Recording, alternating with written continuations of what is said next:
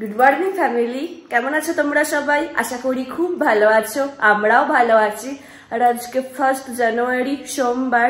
সবার প্রথমে তোমাদের সবাইকে জানাই হ্যাপি নিউ ইয়ার। অনির্বাণও উঠে গেছে, ফ্রেশ হয়ে গেছে, এখন স্নানে যাবে। Good morning. Good morning, happy new year. Happy new year. এ বছরটা আমরা খুব ভালো করে কাটাবো, বুঝলে? সকালবেলাতেই আমি ওয়াশিং মেশিনটা চালিয়ে দিয়েছিলাম, সব হয়ে গেছে। ওগুলো এখন আমি শুকাতে দিয়ে দিই। 10টা বেজে গেছে। এবার আমি ভাবছি আগে রান্নাটা করে নেব, নিয়ে তারপরে বিছানার চাদরটা চেঞ্জ করব।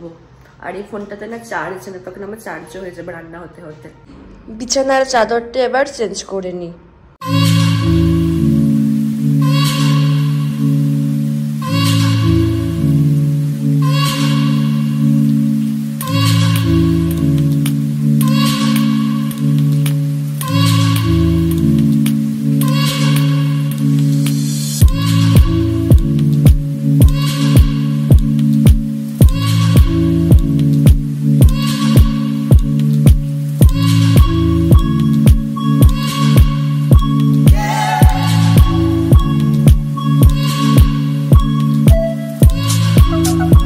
আমার স্নান পুজো সব হয়ে গেছে, এখন বসে বসে একটু টিভি দেখবো আমি।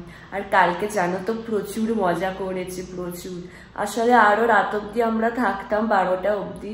তোমাদেরকে বললাম না যে মানে কালকে হচ্ছে সকাল থেকে বেরিয়েছিলাম না আমরা, তো খুব টায়ার্ড ফিল হচ্ছিল। আর তার থেকেও বড় কথা, অনির্বাণ তো আরো সকালে বেরিয়েছিল আমাদের, ওর মধ্যে অনেক খাটাখাটনি গেছে, তো ওই জন্যই আরো তাড়াতাড়ি চলে এসেছিলাম। এবার ভাবছি ভাতটা বসিয়ে দেবো। আর জানো তো সকালবেলা না আমার, সকালবেলা বলবো না, কাল থেকে একটু অম্বল অম্বল লাগছে। খালি কাল মানে আমার একার অনির্বাণও বলছে, তাই জোরও হচ্ছে। কারণ গতকাল আমরা লাঞ্চ করেছি 4টের সময়, পিকনিকে তো একটু লেট হবে, ওটা স্বাভাবিক।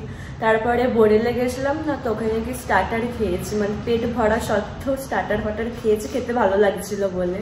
তো ওই জন্য না আরো হয়ে গেছে। বলতে আমি বেশি করে জল খাচ্ছি। অনির্বাণও একটু মানে অনির্বাণ ও গরম জল খাচ্ছে, তাড়াতাড়ি যাতে অম্বলটা ঠিক হয়ে যায়। তো চল এখন ভাতটা বসিয়ে দিই আমি। আর ঠান্ডার জল এখানে নেই না। কালকে কি হয়েছে শোনো, কালকে তো ক্যালি মেরে আমি গায়েতে সোয়েটার টোয়েটার কিছু না দিয়ে গেছি পার্টিতে, ঠিক আছে? ওখানে গিয়ে নাচছিলাম বলে গরম লাগছিল, কোনো অসুবিধা নেই। কিন্তু যখন বাড়ি ফিরছি, উড়ি বাপ রে, যেন পুরো কনকনে, মানে কনকনিয়ে যাচ্ছে, মানে দাঁতটার পুরো টা করে এরকম নড়ছে, মানে এত ঠান্ডা লাগছিল। মানে সকালের দিকটা আর রাতের দিকটা এখানটা একটু ঠান্ডা থাকে, বাট দুপুরের টাইমটাতে না একটু হালকা হালকা গরম থাকে। আমরা লাঞ্চে বসছি, অনির্বাণ এসে গেছে। আর লাঞ্চে কি আছে তোমাদেরকে দেখাচ্ছি দাঁড়া। আজকে লাঞ্চে আছে ভাত আর কালো জিরে দিয়ে মাছের ঝোল। কদিন এত রিচ খাওয়া হয়েছে না, ওই জন্য ঝোল বানানো হয়েছে আজকে। আজকে দুপুরে না ভালো টিপ ঘুমিয়ে গেছি। মাসি এসে বেল বাজাচ্ছে, দেখছি সন্ধে হয়ে গেছে। তো চলো এখন আমি সন্ধ্যাটা দিয়ে দিই। চলো এবার রান্নাটা শুরু করে দিই। ডিম সেদ্ধ করে দিয়েছি, আজকে রাতে হবে ডিম আলুর তরকারি আর রুটি। ডিম আমি সেদ্ধ অনেকক্ষণ আগেই হতে দিয়ে দিয়েছিলাম, হয়ে গেছে। এবার বাদ বাকি পেঁয়াজ কেটে শুরু করে দিই।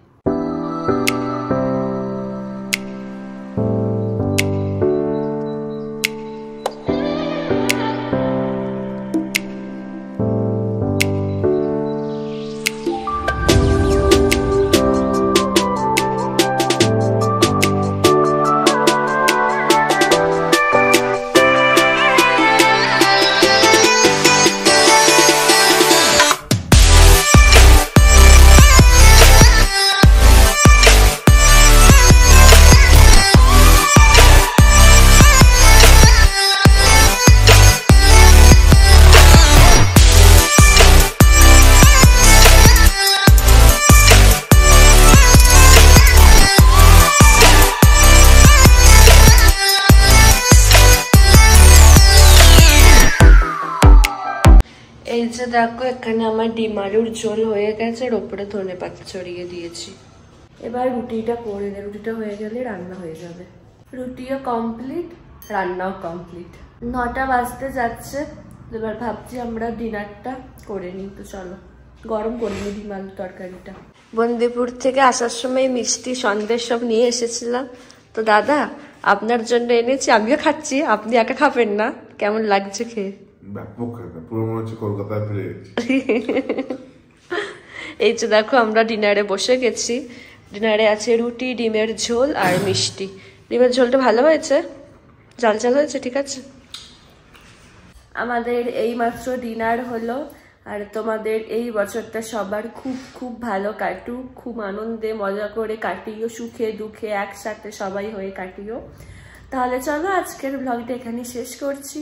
যদি আমার ভিডিওর কিছুটা হলেও তোমাদের ভালো লেগে থাকে তাহলে অবশ্যই তোমরা আমার চ্যানেলটাকে সাবস্ক্রাইব করো আর আমার ভিডিওগুলোকে লাইক, কমেন্ট আর শেয়ার করো। আর খুব তাড়াতাড়ি একটা নতুন ভিডিওর সাথে তোমাদের সঙ্গে দেখা হচ্ছে। ততক্ষণে টাটা, গুড নাইট।